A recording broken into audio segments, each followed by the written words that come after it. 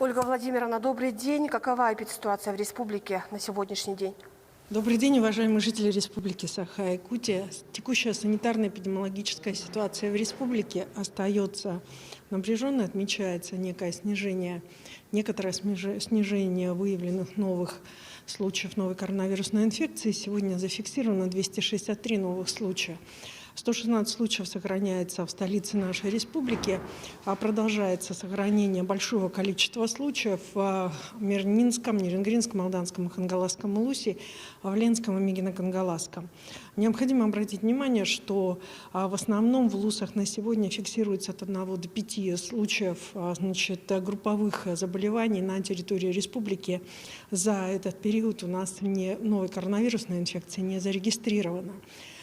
Хотела бы обратить внимание на то, что уменьшается количество людей, находящихся в тяжелом состоянии. Сегодня у нас на аппаратах искусственной вентиляции легких находится 26 граждан республики. В целом в тяжелом состоянии находится 116 якутян. Совсем недавно мы получили, в нашем учреждении здравоохранения получили дополнительные партии, новые партии лекарственных препаратов.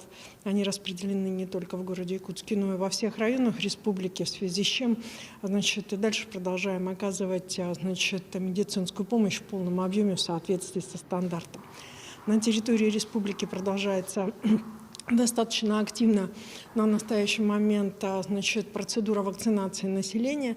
Непосредственно нужно обратить внимание, что сегодня анализ тех, кто приходит на вакцинальные участки, экспертное мнение, которое спрашивают и наши медицинские работники.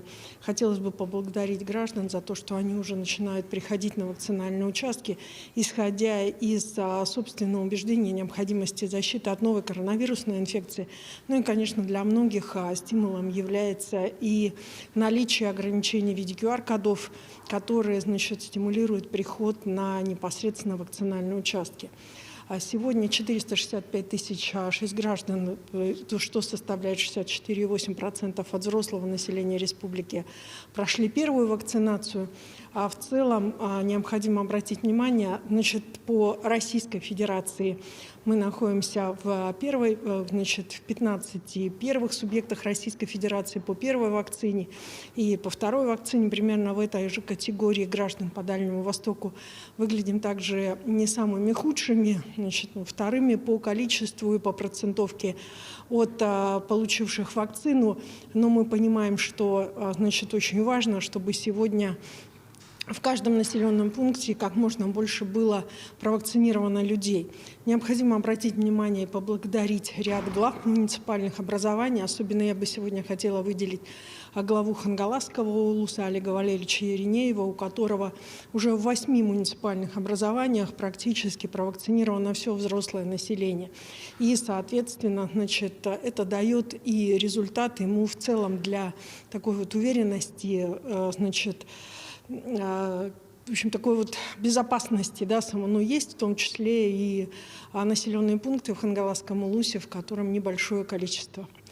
Необходимо сказать, что у нас сегодня особое значение имеют граждане, которые старше 60 лет, их провакцинировано всего 90 000 граждан. Но еще хотелось бы еще раз обратиться к детям, к сестрам, к братьям, кто имеет старших сестер, родителей, бабушек и дедушек. Сегодня другого способа, кроме вакцинации, нет. Особенно она необходима для тех, у кого ослабленное здоровье.